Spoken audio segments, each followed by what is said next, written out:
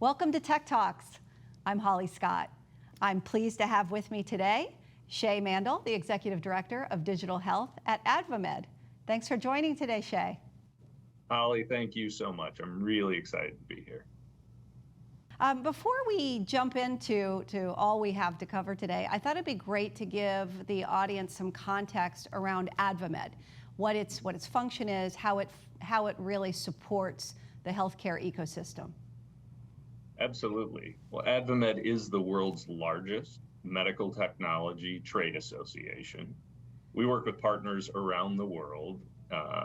Any medtech company that you know is a member of AdvaMed, and our expertise and focus over the years has certainly been the engagement of regulatory bodies, CMS, Congress. But medtech is innovators, so our members are really changing the way we see healthcare.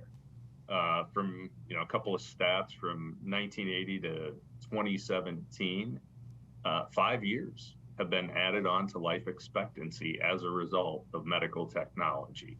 And we see that 60% of hospital visits have been decreased over that time because of medical technology. So, I think it's the greatest healthcare sector in the world, and AdvaMed is the singular go-to association to access medical technology. It's certainly embedded in most of our client companies in terms of what they look for and the support that they get, and whether it's support in market access or lobbying or just getting together in terms of think tank discussions and such. It's an incredible organization. Yeah. And this is Leading Digital Health. So this is a new initiative. Perhaps share with us a bit about why this initiative was chartered and what attracted you to the opportunity.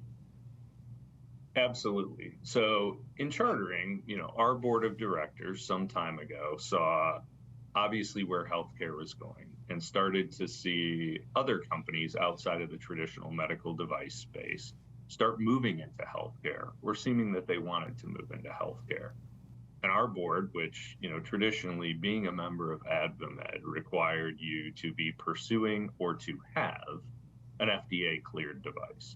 And we recognize that companies moving in, the Apples, the Googles of the world, might not be pursuing that, but we're going to be an important part and important partners moving forward. And so in chartering the Center for Digital Health, we created a membership category that allowed for us to bring in companies that did not fit our traditional definition of medical technology companies. But I think it showcases the medtech industry and our board of directors and having the foresight to see not just where healthcare was going, but where they wanted healthcare to go, and the kind of partners and technologies that they knew needed to be a part of that. And so I think AdvaMed was really at the leading edge of identifying digital health as a focus area for technology before the FDA and other associations. And so that was the origin, I'll say, of setting up the center. Why am I excited to be here? This is the future. I'll say first and foremost, I was really excited to join the team. So I've had the pleasure over a long time to be a partner with AdvaMed. I think Scott Whitaker, our CEO, I think Scott's vision and leadership of the organization, I've always admired it.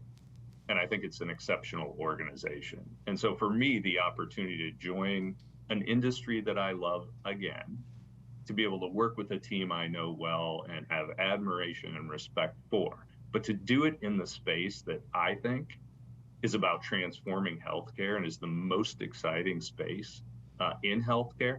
For me, that was right. It was the hat trick. It was the magic opportunity to bring what I think is leadership and expertise to executing on how we grow the Digital Health Center and how we bring the convergence of these types of companies together, which is consistent with work I've done in the past.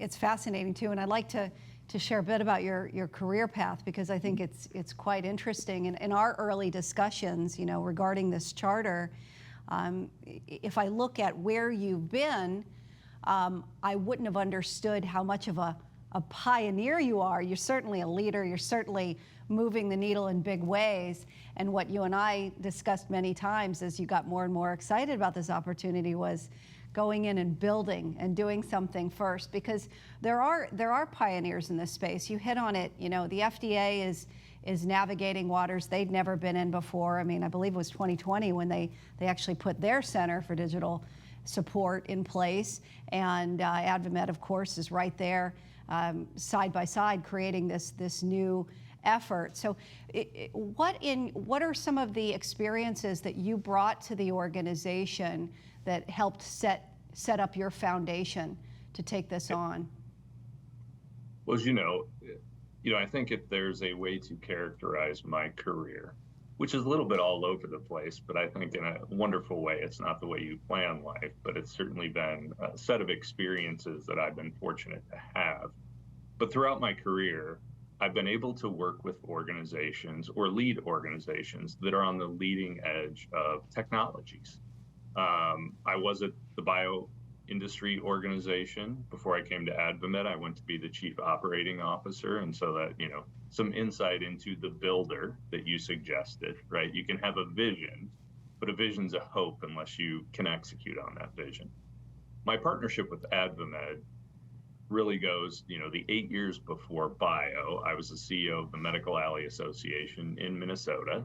As everyone knows, Minnesota is, one of those great capitals of medtech in the world, highest, per capita concentration of medtech companies. And so having relationships with Medtronic and Abbott and Boston Scientific and 3M and Coloplast, all of which are headquartered here, have significant operations in Minnesota. I got to work with those companies and see how they were looking at their own transformation and impact on healthcare over about a decade. I've been at an academic research institution, and I've ran a high-tech organization in Chicago, worked on Capitol Hill, worked for a House Speaker. And so, in some ways that amounts to people tapping you on the shoulder and saying, I don't know how to do that, but I'll figure it out. But yeah, over the 30 plus years of my career, I've just been fortunate to work with so many great people that are on the leading edge of research and healthcare. And so I think I bring something to the table. And as we build the Digital Health Center, bringing those other players in at Medical Alley, we had payers and providers and biotech and medtech companies. And so, having some experience in building partnerships that aren't intuitive in healthcare, but also knowing how to build that, I think that was Scott and I's conversations. I think this is a perfect fit for AdvaMed and for me personally, and I'm thrilled to have the opportunity to do it. It's excellent. I love the foundation in the MedTech Alley, between that center as well as the Bay and Boston. They've always been real sweet hubs, but we're seeing so much more cross-pollination and shared best practices between all these epicenters. That's only going to elevate the industry overall. It's just a tremendous time. And the FDA, AdvaMed, we all have our work cut out for us. We work with, as you know, innovative young companies. And it was pretty interesting. I was reading through the annual report, the FDA's annual report for 2022, and they authorized 5,731 marketing submissions last year, of which 8 were in augmented reality, virtual reality. Only 39 were in machine learning and artificial intelligence. And if you look at their numbers overall, they've only authorized 521 artificial intelligence-based systems to date, and 91 using augmented reality. So, still fractionally speaking, it's small. However, as I look from my vantage point and working with these young innovative companies, 85% of the companies that we've helped build in the last 4 years have had some kind of digital component. And I have close investors and one venture firm in particular that sticks out that said his investment in portfolio companies in the last 5 years that had a digital component was 100%. So every young company on the medtech side has that component. So forward thinking and staying close and moving forward it's really a huge effort. What are some of the challenges that these organizations have that make them unique and make them interesting problems to solve, Shaye? Yeah, so first, just on the information that you articulated, Holly, I think you see the trend line of submissions going up, clearly the trend line on where investors are moving. But those two are in imbalance, right? So you're seeing 100% of investments from an investor in digital technologies. And while the numbers are growing significantly in terms of approval at the FDA, they're still small numbers. And so that's our gap, right? Mm-hmm. This is the challenge. So I think the real challenge is these technologies are changing so rapidly, evolving so quickly, and there's so many more companies, right, entering into the space and bringing these technologies to the table. And so it is a challenge for the FDA, right? In order for FDA, to really be able to do this, you have to have both expertise and experience in regulating and in regulatory science. We also need expertise and experience with the kinds of technologies that we're bringing to the table. And that's going to take time, right? I mean, that's a dual expertise in having people in the office that can really evaluate these technologies that, doesn't exist wholesale today, right? It's a development process for the agency and for industry as well, right? So I think that's one of the big challenges. What I'll say is, I think on the regulatory side, we are making progress. So as you know, MDUFA 4 is coming into play now, and for the first time, there were commitments related to digital health. It also included significant resources for new hires for the FDA, and we expect that some of those hires will include far more digital health and software expertise as a part of FDA's expanded team. And prior to MDUFA, as you know, right, review of software in pre-market submissions was treated like any other aspect of device review, and reviewers and industry largely relied on some device guidance from 2005. So over the course of going through MDUFA 4, there have been a lot of notable changes. So guidance document related to digital health, the Cures Act amending the definition of medical devices to exclude certain software functions, some new de novo program regulations. And one of the things I know we'll talk about getting into is a little bit of establishing PCCP, which we think is really important. But to tie it up, right, it is a challenge for industry and the agency to be able to go through what has traditionally been a static process to determine safety and efficacy when you've got technologies like AI, machine learning, virtual reality that by their nature are intended to evolve in real time. And so there's this promise of what those technologies can do operating in a regulatory and institutional environment that can't keep up. Mm-hmm. And we have to work with FDA to help them do that. Certainly, it's an ambitious, worthwhile goal. There's no question about that. And it's interesting, in being in the industry as long as I have, I can remember when recruiting, say, software engineers on an embedded product, just bringing in software engineers and bringing them from tech companies into medical devices. It was daunting, and it was actually, it was not the preferred path, because these software engineers coming from tech are not going to understand the rigor associated with the FDA. They're not going to understand how important privacy is and how important it is to manage the data and to work within these guidelines. They're not going to have the patience for it. So that some of that, of course, is true, and there are others who crossed over quite successfully and do so for the greater good. And now we're seeing founders who are coming in to the healthcare space, who are coming from tech and saying this would be an amazing application for healthcare, and they're learning as they go, building the plane as they fly it, when it comes to how they're going to try and get this over the finish line. So you mentioned the Googles, the the Amazons of the world, the Best Buys, all the big organizations certainly have their eye on healthcare. There's also, though, this entire world of young pioneer innovators that are taking what they've done and seeing an opportunity to make an impact in a different way. So it's tremendous for everyone that there's this body that's been set up within the AdvaMed organization that can help support the big dogs and the little dogs on the farm, right? Yeah. And help that, I'll say transition and translation. So you mentioned the challenge of bringing software engineers from big tech into med tech. Healthcare's hard. It's really hard. And some of those big players are finding that out. And some of our traditional players who really understand healthcare can also really move products forward with some of the knowledge and some of the technology coming from those companies, right? Consumer engagement on one side, patient engagement on another side, platform technologies, cloud computing, big tech, and their AI, machine learning, right? There's this magic of connectivity that I think can help native tech companies really be players in healthcare, and can help healthcare companies really be able to meet patients where they are, engage them, look at intervention versus care after somebody's sick.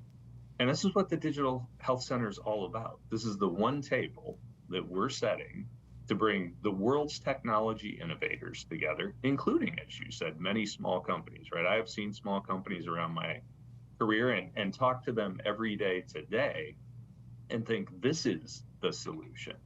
And so being able to bring new minds into healthcare, as you suggested, new technologies into healthcare, but combine that healthcare expertise and entrepreneurship with sort of big tech entrepreneurship and technologies, it's the crystal ball of healthcare, and that's what we've always needed. Absolutely, it's the monumental shift that could truly take us from a reflective perspective, from a treatment perspective, to true preventative health. Yep. With the tools and the connectivity that you're suggesting, the move from clinician to patient to consumer, that becomes blurred and harmonious at the same time. There's tremendous opportunity for us as individuals to empower our health and be in a more preventative situation with the right tools. And as they become more available, and as we start to see these new structures bubble up and become implemented, it's quite exciting what could be our future. It's amazing. And we've talked about the regulatory environment, but I think also one of the challenges beyond the expertise is the crossover of what these technologies can do, right? So as we're thinking about the way in which we're monitoring patients, not just with a cardiologist, not just with a knee implant, it makes it really difficult for the regulators, right? I mean, it's not approving, right, an orthopedic device or a cardiology device. It's approving, something that can be systemic, that has an impact on what you would normally see as multiple submissions. And I think, it's what's exciting about how we can truly improve outcomes and how we can slow the cost of healthcare growth. But it is a challenge, right? The picture gets much bigger, and we don't have a regulatory system that's really intended to look at the big picture. Mm-hmm. Even our electronic medical records within provider communities, right? We don't and have not built a system that really is about personalized medicine, that's about value, that's about meeting people where they are and being able to intervene, looking at a lot of data points, doing a lot of data analytics, and creating information for clinical support. And so that's the future. But for all of us, right, that's hard. I'm not exactly sure how we're going to do it. Mm-hmm. But I think industry has an opportunity, because we are the innovators and because we're also bringing to the table big tech innovators, to help work our way through with the FDA and CMS and really bring them data on value, give them some insight into the crystal balls that we're creating. And that's what I think the power of digital health is all about. Oh, wholeheartedly agree, and it's interesting, especially timely, when I'm sure you've caught the news with Elon Musk and others that are trying to put a pause on AI, and there's something to be said for stepping back, reflecting, and having the right conversations. We as humanity need to use our superhero powers for good and not evil. And if our charter in healthcare is 100% intended for the good, we need to be careful and deliberate with where we're using this information. So I commend you for taking on this role. I know it's not going to be easy. There's so much about digital that is confusing, I'll even say scary, and outside of what FDA has done for decades now. So it's a real work, and it's a passion project in a way to be able to help build this effort within AdvaMed. It is a passion project, but it's not. But there's real work here, and there is real progress to be made, and I believe wholeheartedly we can. I mean, there is a leadership void in providing the kind of information, insight, and direction about how we can translate all these amazing technologies into really improving outcomes. And that's our opportunity. So it'll be hard, right? There's a lot of confusion, but I think, I view AdvaMed, or at least my role within AdvaMed, is as acting as a steward and a shepherd for all of these, somewhat disparate but connected players who together can accelerate the transformation of healthcare, right? So I always talk about, we're going to get to some place in 10 years, right? Healthcare will look some way in 10 years, and it'll be different than today. If we have everybody at the table, can we make that 6 years? And at 6 years, can that look better than where we would end up in 10 years? And so it will be an imperfect process, because it's about innovation, not just of the technologies, but innovating around healthcare as a whole. But I think, when I think about the center, it's about accelerating adoption, payment, accessibility of technologies that can improve outcomes and lower costs, and doing it more quickly than we would have by getting all the players together, providing information and insight and expertise. So when I think about the tactical components of the vision for the center and AdvaMed's role, that's how I tend to think about it. And getting to know you and getting to know the AdvaMed team, I'll comment as someone who really dials in on career. There's an interesting characteristic that you all hold. Your intelligence and ability to go deep on all subjects, that's uniform across the team. There's also an ability to be empathetic and collaborative. And when you're working in an environment like this, where again, your stakeholders range from Google to Sally building an app in her garage still with a small team and a seed round. These are dramatically different personas with a different understanding, and you're meeting them where they are to try and help lift these organizations and pull them to the next level. So I have to give AdvaMed a really interesting and high regard for all they've done to continue to keep that bar high. For certain. I mean, I'll tell you, so I've been around every sector of healthcare, and I do think people who get into healthcare do it to improve and save lives. But the medtech industry is even a level above and unique in that regard. There are large companies, there are small companies. At the end of the day, they're still companies. And so things like shareholder value and profit and efficiency is always a part of the equation. However, you won't find anyone leading a medtech company or working in a medtech company who doesn't start every day talking about the impact of the work they do. And I think medtech believes, right, technology is the solution. it is the only solution. Now, thankfully, we're expanding those technologies. And so the sort of promise of transformation and meeting people where they are is there. But what I love about medtech and why I think AdvaMed and medical technology has the opportunity to truly like advance more quickly that bar in technology use is everything that's been designed, every research project that's been done, which is highly technical, as you know. The starting point's always been about how is the patient going to experience this and how is it going to improve or save their life? So it's clear that the individuals that are here in the industry are putting patients first, right? We with all of the best intention, that's ultimately the goal. However, this is a big challenge ahead of us. What do you see now as the head of digital health in this center? What are some of the headwinds you're anticipating here in the short and long term? Well, I think there's some interesting new headwinds that for us to consider that medtech perhaps traditionally wouldn't have considered as we look at the broader base of membership with digital health. So there's certainly headwinds, right? We've seen Silicon Valley Bank, collapse. And so there's certainly just an investor hesitancy headwind that's fairly fresh, right? So I think that's an issue across the board, whether it's digital health specific or biotech, medtech. So I think that's a new headwind that we're going to have to work through. And I think that's difficult to predict what that looks like.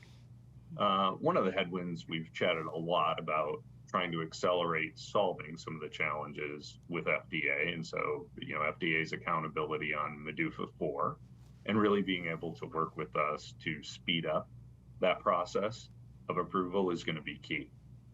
One of the big headwinds, it's payment, right? It's CMS. And, we've been looking at TSET, getting transitional coverage for emerging technologies. There are digital therapeutics companies today who can't get paid at all. And as a result of that, right, they're just going to go out of business. So this is a big challenge for emerging companies in particular with tremendous technology coming into the space that doesn't fit into a benefit category, and we're not getting good indications from CMS about a clear path, right? So we're poking around and they're doing the best they can, but there isn't a clear path. And so a lot of emerging technology companies in the digital health space don't have an end game for payment today, and they don't have the runway to survive that. So payment is a huge headwind. And then the last thing I'll say, and this is really about these large tech companies coming in, is the economics today are a challenge, right? We're seeing lots of layoffs. We're seeing a lot of challenges around privacy, and in healthcare, privacy is sacred. And so this is a different animal. We see state by state privacy popping up, and we're working to make sure that we're still allowed to engage in the way we do privacy in healthcare. And so I think there'll be some connection there. But with companies like Apple, Google, and others moving into healthcare, I will say I have some mild concerns that the overall economic climate for them and their traditional products and services, it does make you wonder, right, as they're going through this, are they going to pull back or remain static a little bit in healthcare? And, so we'll be having those conversations. But I think, that's something I'm certainly keeping my eye on.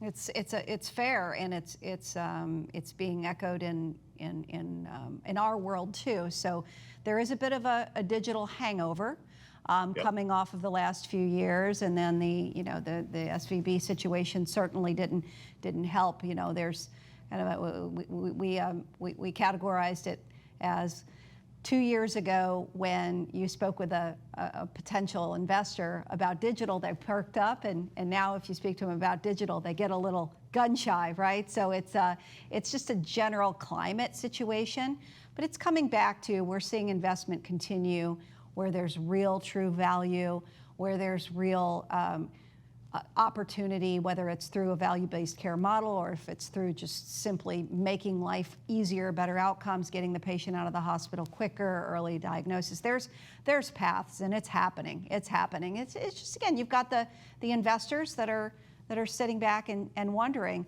And my experience with a lot of the big tech companies, we've seen a few mentioned that have woven in and out of healthcare almost as a cycle over the years. So yes, they will pull back a little bit. Yes, they'll go back in. Yes, they'll pull back. It's a huge market, but it's always going to have huge barriers to entry, rightfully so. You know, we're talking about people's lives. So yeah, no, fascinating. Well, I'm thrilled to be with you on this journey. Our team is thrilled to be in partnership with you and with AdvaMed, and I'm grateful that you spent some time with us on this platform.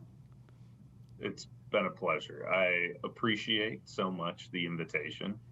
And again, I just, I want to share my excitement with folks. I think what AdvaMed is doing, is creating a leader in the space where people can come for information. I view us, and I think we will continue to grow as sort of that, whether it's for the press, for legislators, for emerging companies, navigating the landscape for the first time, or even, as I talk to our big tech companies, right, they want to learn about how to be successful in healthcare.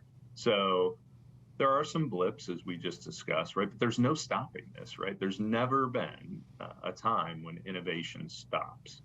And I'm just so excited to be a part of it, right? When you ask yourself, what do you want to do with your life? It seems to me that being able to help save lives by bringing together the future and being able to give CMS, the FDA, and patients a crystal ball that allows us to meet them where they are and intervene, right? How exciting! It's the most exciting place to be, and I feel blessed to have had the faith of AdvaMed to be able to lead this. So I'm really excited. It is great. I share that feeling that our best years are ahead. They'll be bumpy, but they're supposed to be. Everything worthwhile goes that way, right? Yep. Well, absolutely. Thank you, Shaye. I so appreciate you being with us today. And to our audience, thank you for listening. This has been another episode of Tech Talks, and I'm Holly Scott.